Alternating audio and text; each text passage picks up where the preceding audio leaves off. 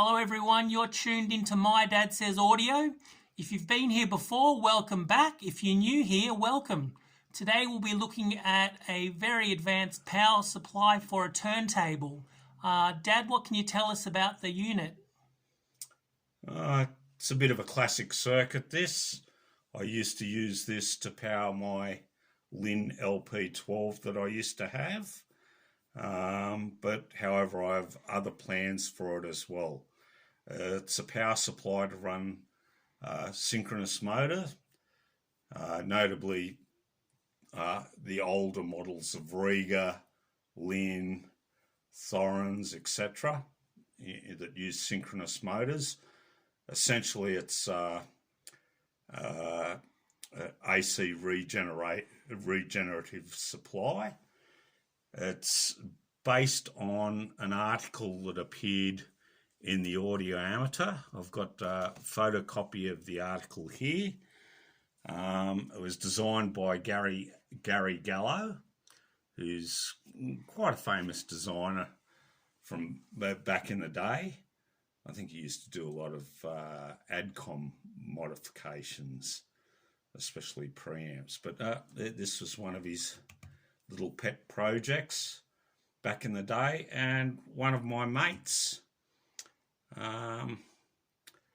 built this, and at the time he used it with an Ariston turntable. He got rid of the Ariston and he gave it to me. Interestingly enough, the case that it's in is the remnants of a musical fidelity synthesis amp that had blown up, and my mate decided, no, that'd make a nice case for this actual supply. That's the article there from Audio Amateur, which was a precursor to Audio Express. It's based on, I think it's the XR, it's a function generator chip. I'd have to have a look at what it is. Hang on, give me a second. But it's based on a function generator chip. If you give me a sec, I'll tell you. It's the XR2206CP function generator chip. And it works quite well. You can alter both the frequency and the voltage. You get a sine wave from the chip, which is this part here, which then drives a power amp. You can see this little power amp module up here, radio spares power module here. And then it drives backwards through a filament transformer, which is this one here, to give you enough voltage to run your synchronous motor. Like I said, I used to use this for my Lin. However, I moved on from the Lin, got a bit sick of it. I'd had it for a couple of decades, and my tastes have changed a little bit, and I was finding I was never really using it, so I just decided to shift it on. But I've kept this. It's interesting in as much it gives you 33 and 45 via this switch here. That's the power switch there, 33 and 45. And also I've got a little switch here, which one gives you slightly higher voltage, which you use to start the actual turntable.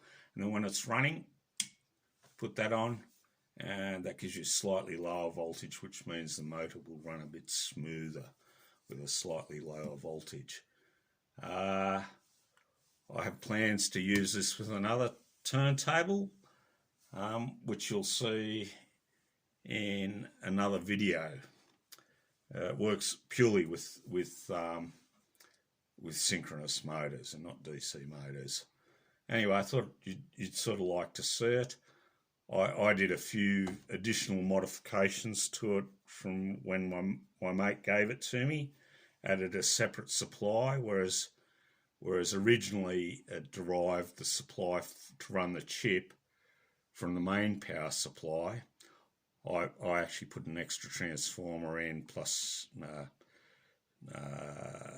2 voltage regulators and a separate dual rail supply to run the chip.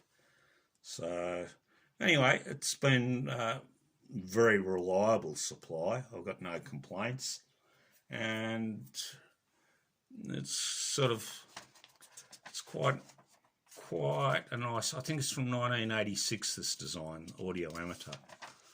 You can see here, it's quite extensive. The only thing that I couldn't do, because you needed a distortion analyzer so you could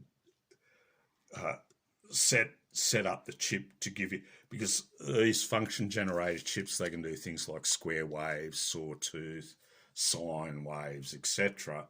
Well, a lot of that we don't need. All we need is a nice clean sine wave where you can alter the frequency and the amplitude.